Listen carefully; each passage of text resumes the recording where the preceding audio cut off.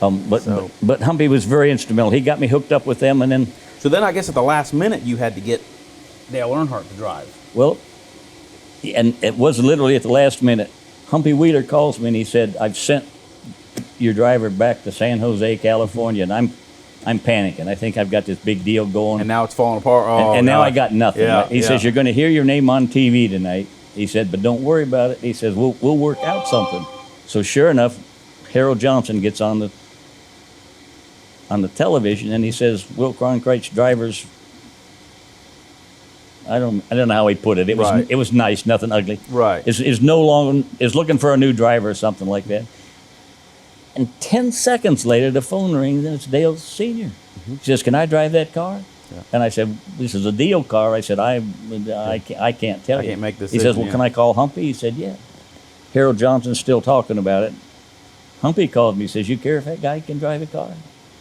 I've heard that I told Humpy, I said, "You think that boy can keep it off the wall?" But I didn't say that. I didn't say that at all. So I said, "Yes." So Harold Johnson's just signing off about that story, and Dale called. He says, "I'm going to drive that car." He said, "I'm on my way down here."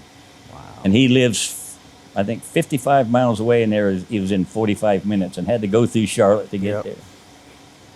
Can I tell a story about him peeing?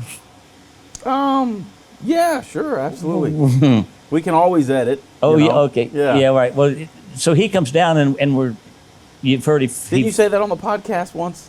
Well, I told him, and I don't remember how much of it he did on the podcast. Okay. I told Dale Jr. before we got on the podcast, and he said, "Yeah, we'll tell people about that." He thought it was funny. I didn't put it in the book. I'll just tell you. Okay. We're there for 4 or 5 hours. It's like 1 or 2 in the morning, and we're done. Dale goes out to the car, and there's all the time we're there, there's this scrawny blonde kids standing up in the passenger side of this pickup truck. The window's halfway down. And he must have had a cold or something because there's snot running down the windshield or the side glass. Yeah. And Dale comes out and he opens the door and he says, "Damn it, boy." He said, and then he heard me coming up behind him. He says, "It looks like you spilled your drink. Don't worry about it. I'll get you another one." But I come up, finished opening the door, and I said, "Dale," I said, "I can smell the difference between piss and Pepsi, and that ain't Pepsi."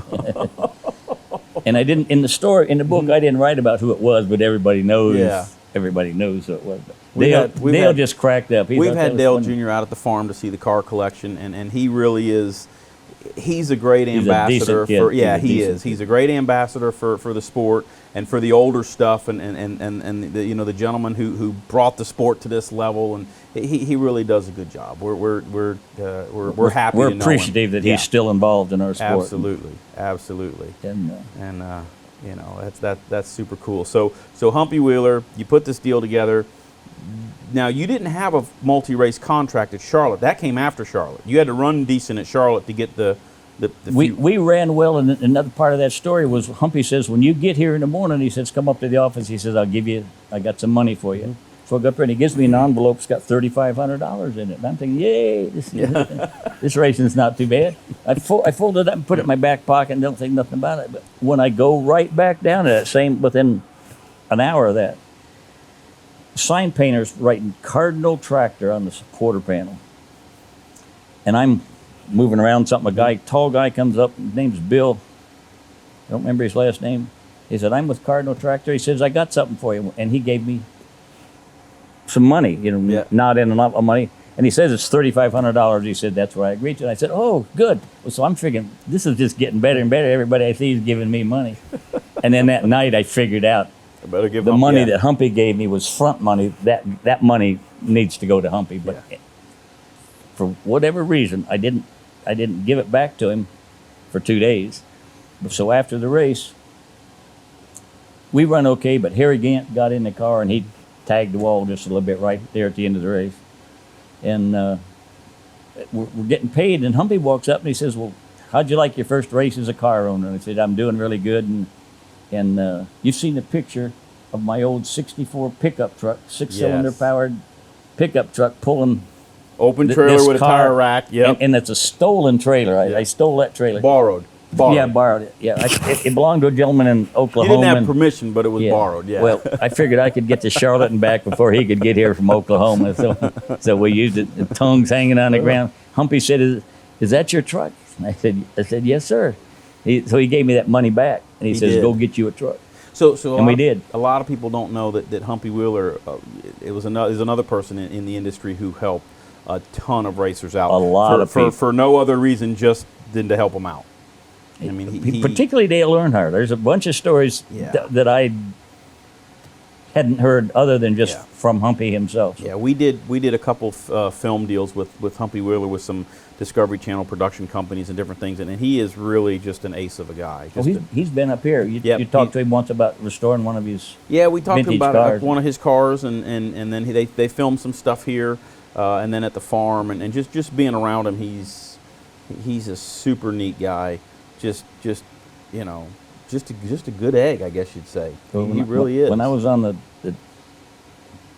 David Ham show, Mm-hmm. Humpy called in, and I said something about an issue that I've always had an interest.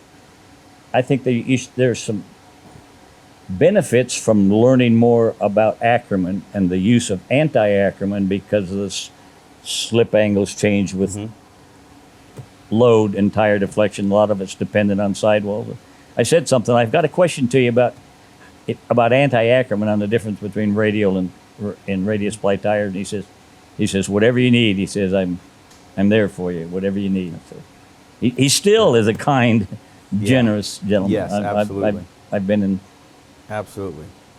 fortunate to know him among other folks. Yep. So, best time in racing. What era did you like best? I probably enjoyed the time I was with Elliott and had the Jolly Rancher Your people. team, yeah, your own team, your deal. Well, it yeah. was my deal. We had money, and Now, is that we about could the have- time? Is that about the time Johnny Hayes told you that they're sure glad you never rolled into some big money because it wasn't long after that. they probably couldn't catch you? Yeah, Well, I don't know, but I took that as a compliment. Yeah, it We is a were in great compliment. Denver. Oh, we were in Denver, probably not far from here. Yeah. At a pizza place, and my wife, we were there with two daughters. I walked by, and Johnny introduced me to his wife, and as I was walking off, I heard his wife say, "Is that the guy you said everybody's glad that he quit?" And I thought, oh man, this is not going to go good. And then I'm sure when my wife walks by, something's going to say, and I'm going to have to explain to her and them kids. Everybody thought I was a yahoo or something. But we came back, and he stopped me, and he said, "Hey," he said, "what she was right, but what I told her was," and my wife was standing there as well, and he said that people just said they were glad you got out of racing because they were afraid if you got some money you might They go couldn't- fast. Yeah, they couldn't catch you. I took that as a compliment too. Wow. I wish he'd have made it at the bottom of a check, but it didn't turn out. That's fantastic. That's fantastic. Well, we will have some great footage of this restoration. We're going to get better. Everybody always tells us here at Ryan Enterprise, Ryan Belt, we don't film enough, we don't photograph enough, and they don't. We stay really busy. But we are making a very conscious effort now to secure and document more of this great history that we've been doing for the last 20 years, and great friends like Will. And I mean, people ask me one of the reasons why do we do this so much, and what's our favorite part? Our favorite part is you guys. Our favorite part is talking to you guys, meeting your crew, a couple weeks ago, and chit-chatting about just real racing. They were delighted as they could be that you asked them to sign the dash of that car. They were they were as ecstatic as they could be. They were. People weren't asking for their autographs very often.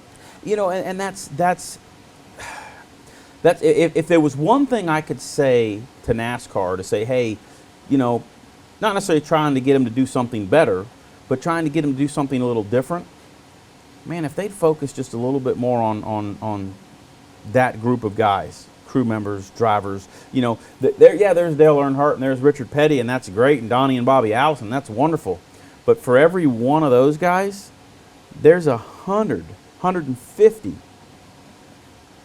that did all the right stuff, all the same stuff. They're just not Bobby or Donnie or Dale.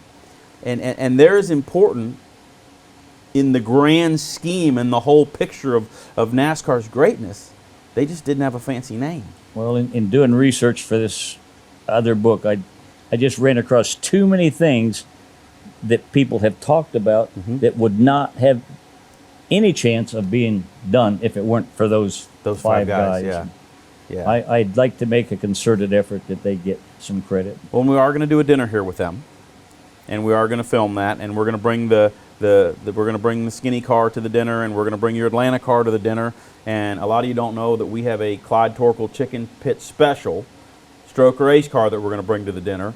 And this gentleman here had a ton to do with that movie as well. And that's actually, honestly, some of the best stories in your book are about that movie. There was some funny stuff that happened in there. Yeah, some great stuff that happened in there. I like the one about the Lucky Penny. Oh, see, I like the one about the Ben A-frame. Oh yeah. I bet that guy still. I bet he remembers my name in vain on a regular basis.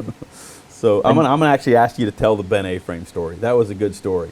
You want to do that now? Yeah, we can tell. Oh it now. yeah, sure I can. So you guys are at Rockingham, I believe. No, this was at Talladega. Was it? Okay.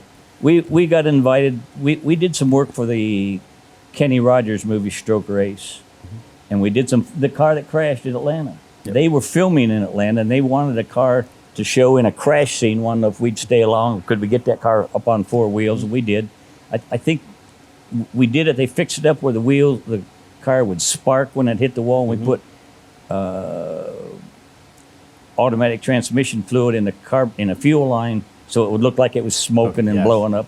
But I don't think they used that in the film. But because of that, Universal Studios called and wanted to know if we'd be interested. They were looking for people to get involved in the Burt Reynolds movie. And to get involved, my first question was, how much do we get paid? And they said, well, we don't have a pay plan at this point. What we're going to do is we'll give you a contract that guarantees the signing of that contract gets 30 seconds exposure in a Burt Reynolds movie. Well, I wasn't jumping all over that right off, and they said, well, we're not getting much credit. This may not work. Well, I said, well, have you got anything going so far? Well, I think they had $20,000 from 7-Eleven, and I think another 20 for the 4-star whiskey. I don't drink, so I don't know if they've got 4-star whiskey or not, but I got money for that, but then that obligated me to make cars for that. So I took that deal, and I was pretty successful selling those contracts. And so we had two of the double Y cars were there in the movie, and then we did the 2 cars that Burt Reynolds drives, and then my 2 race cars appear as one that Aubrey James drives, and the 2 that we did of the prototype cars were the ones that Burt's filmed in. Now, correct me if I'm wrong, but a lot of people don't know the red chicken pit cars, the number 7 cars in the Stroker Race movie, were street cars, brand new from Ford, prototypes. They dropped off at your shop. They were not real race cars. They were prototype street cars. They put roll cages in them, decorated them to look like cup cars, put the bigger wheels and tires on them, then flared the fenders and quarters, and made them look appropriate. But they're actually the primary Stroker Race cars in the movie were 2 street cars. They were. And if you see the part of the film where you're looking like right into the windshield of his car, and he's doing something with the mirror, that car's actually being towed by the camera truck, because the camera truck ran faster than those cars. I got involved in that pretty deeply, but at the very beginning, I got a call from the Ford Motor Company, and they said, we're bringing those cars to you. We'd like you to have a fire out in the yard with 4-foot flames. They've been on the road, they're going to cook hot dogs or something. I don't know. I didn't know what they wanted. So we get there, and we take these 2 cars out, and he said, before they took them out of the trailer, he says, you send your guys home. And I said, well, how are we going to do this? And at any rate, we sent 2 guys home. 1 guy stayed. And when the cars got put in the shop, they said, we're not going to leave till you take all the stuff that burns out of these cars and put them in that fire. Really? The seats, the upholstery, we had to burn everything, and that's why he wanted the fire Wow. going when he got there. And so, and those guys were each carrying a gun. So I didn't. No kidding. Oh, they were. Now, was this a transport company that Ford hired, or was it? No, it's got Ford on the side. I found 2 pictures of that truck. Did you? I found 2 pictures. Oh, of well, we'll have to see that. Yeah, good. I've got not big pictures, but pictures of the quarter back part of the truck, and you can see Ford on it. So it's a Ford trailer, but they were official bad boys. Yeah. Anyway, so when we got done, it's like 1 o'clock in the morning. They leave. 8:05 in the morning, I get a call from the Ford Motor Company, and there is some irate gentleman on the phone. Don't touch them cars. You ain't supposed to have them cars. Those have been set aside for display in Georgia. Uh-oh. And I Now the interiors are burned out of them now. well, I said, well, what would you like me to do with the burnt seat frames? And he said, and he just phone hit the wall, or hit his desk. Oh. Here he's cussing, and he picks up the phone. He says, "Don't you go away. We're going to call you back." He called back. And somebody else called and said, "Kind of apologize for that guy, but he's a promoter." And they were scheduled to go someplace, but Universal Studios called and made the arrangements with the guy that called the second time. But that guy wouldn't let me go. He called me twice a day for a week. Raising madder than snot. They had each car had a custom-made right front fender, and it turns out I happen to know the guy, Kastner Rocky, built those fenders in Moose Lake, Wisconsin. So I ended up knowing the guy that made, so the prototype stuff, they had prototype handmade right front fenders, and I think the roofs were custom too. Wow. So they were just prototyping. There was only 5 of them, and I had just tore the crap out of 2 of them. And they said, "Well, don't touch them cars." He says, "We got somebody coming down to meet with you," I think he said. And he called me back a couple hours later, and he said, "You go to the airport, Charlotte Airport, 3 o'clock this afternoon. There's going to be a guy, and he said, bring a truck because he's got some heavy boxes." Well, I go there, and he gets off the regular plane. We go to the cargo terminal. The cargo terminal, and we pick up 2 boxes. And this guy's in a suit, and I picked him up in that old '64 Chevrolet pickup truck. So he's not. I don't think it had air conditioning, so he ain't impressed either. We go to my shop on the outskirts of Fort Mill, and he gets out and he takes his coat off, loosens his tie, puts a work coat on.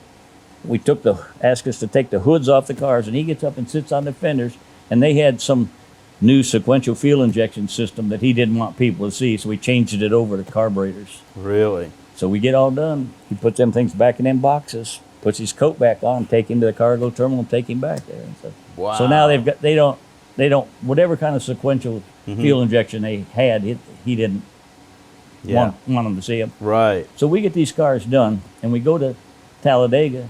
We get them unloaded. We're getting ready to do some filming, and I hear a guy.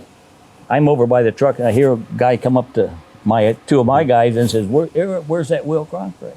I recognized that voice, so I took off and went. Yeah. I didn't want to talk to him. I said, "I'm over here." So it took him a little while to find me, but and he didn't find me then. So just before lunch, one of the guys spins one of those drivers. 2 cars. Yeah. One of the stunt car guys spins, and he's damaged the left front the upper and lower control arms. Both are wrinkled on it, and the nose is fixable. Nothing's crashed, it's just dinged up. And he comes up, and now he knows who I am, and he walks up. He's with Hal Needham, the producer, and Burt, and he's just mad. He walks up to me, veins sticking out of his neck, and he's all red-faced, and he says, "You SOB." He looks over at that car, and he says, "We're going to go to lunch. You better have that car fixed by the time we get back." And he said that in front of my guys, and he said it in front of Burt, and he said it in front of him. Now, these are prototypes. There's no other cars like this anywhere. There's no parts. Yeah. There's no parts Yeah. at the parts house. And this is in May, and they don't come to the dealers till September or something. Yeah. So there's nothing. There's no fixing, no changing parts. And as he leaves, he gets in with Burt, turns around, and just goes like that. I said, do what you can. And as they leave, I watched them drive away, and they drive by another one of them prototypes. That guy had driven another one of them prototypes to Talladega. Track. And I think the light went on. I know I'm fixing this one. I go out in the. Yeah. I get that thing. It's fixed So you when he comes back. So you basically jack up that guy's car that he brought from Detroit. When he comes home, when he comes back from lunch, his car is on cement blocks out in the parking lot. and you took the parts off his car that you need to fix the race car. Put them on my car, and so you know he ain't happy. He's madder and snot at me again. And Burt said, "You told him you didn't care how he did It had to be fixed. I still don't know how he That got was great that Burt did that. I don't know how he got that car home. He was mad. That's funny. I love it. I love it. I promise that guy still Still doesn't remembers like me. Yeah, Yeah. yeah. That's fantastic. That is fantastic. Again, if Good you movie. get his book, there's a bunch more great, just tons of great stroke race stories in his book. It's well worth the read. Mostly true. Yeah, yeah, that's right. That's right. Best I can remember. That was written. I just remembered best I could and filled in things in between. But Very cool. Very cool. it's interesting. God's given me an event-filled life. I've Yes, He endured has. things I wouldn't wish on my worst enemy, and enjoyed moments few men can dream of. Yep. Yep. And that's And most of it, where I was headed with that, was a lot of that stuff is in that book. book. Yeah. Yeah. And you're working on a second book. I'm working on one a little more technically inclined. I haven't quite figured out how to present it yet. This deal with finding my crew members, I want to make sure that I want to make sure they get some credit in there. There's got to be a section in there. One of the things that I'd like to show, I have just realized how many different things that I've built other than stock cars, and so I'd like to make it kind of about the cars that I built. Yeah. But I'm going to be heavily involved in the NASCAR part about developing this double Y suspension and torsional rigidity and spring frequencies and that sort of stuff. And, I'm coming across some things that I wrote from. I did some work for a chassis book a long time ago. I'm finding pages in that book that I don't remember how to do that. I don't remember how to fix that problem. You know, I got the formula there. I don't know if I can do it now. Wow. So I'm dancing around that a little bit. I can't get over how as an independent car builder, I had the time or the money to do some of that stuff. That truck in particular, I'm just really proud of it. It was made. It would carry 2 cars. It was complete. What was a hand-built machine? It wasn't like nowadays you call Featherlight and say I need a race hauler. No, you guys basically took a moving van It was. and turned it into and built ramps and built, the car parking areas, built the fold-out gates on the back, the engine hoist, the lifts, the cranes. We'll show some of those pictures that he redrew his entire race hauler in his CAD program, and it's really cool. The engineering, the thinking, the design work that went into that, it's really pretty spectacular. I was pretty pleased with it. And a couple, and that's You and the band of 5. That's what drew me to those guys. Yeah. I'm really anxious. They're looking forward to it too. They've said we've told them about the second dinner, and we've told them that we're working on trying to recreate that picture. And if we can recreate it down at Kershaw.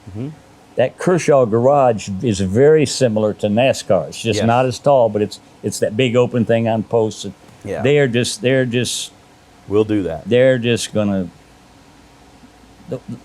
That'll end up being the highlight for probably each of those gentlemen.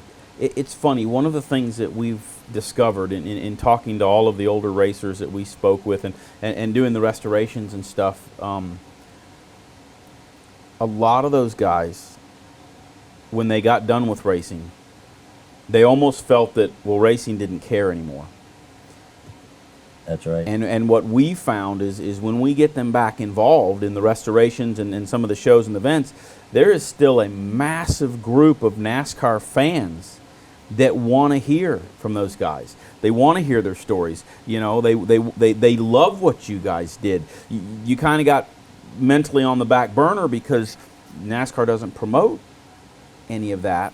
Those guys, that level there, that mid-level of racing competitors. But man, there is some amazing stories, fun stories, good stories. You know, Richie Bars, Les Bars, your crew, you, those guys. Tex Powell, Cliff Champion.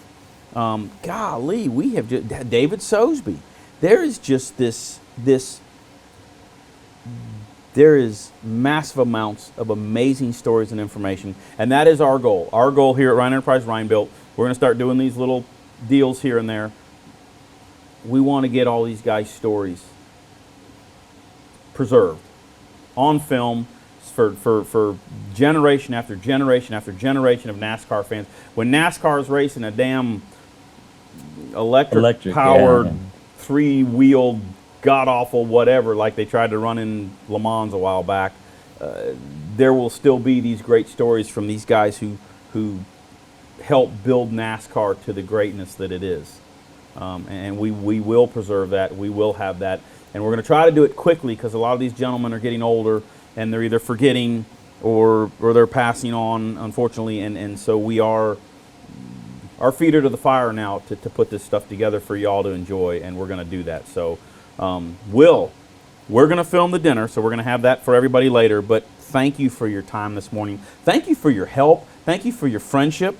Y'all don't know this, but we have an amazing Thanksgiving dinner at our race shop every year. And yes, sir. Will and his wife Peg are always here and always enjoy.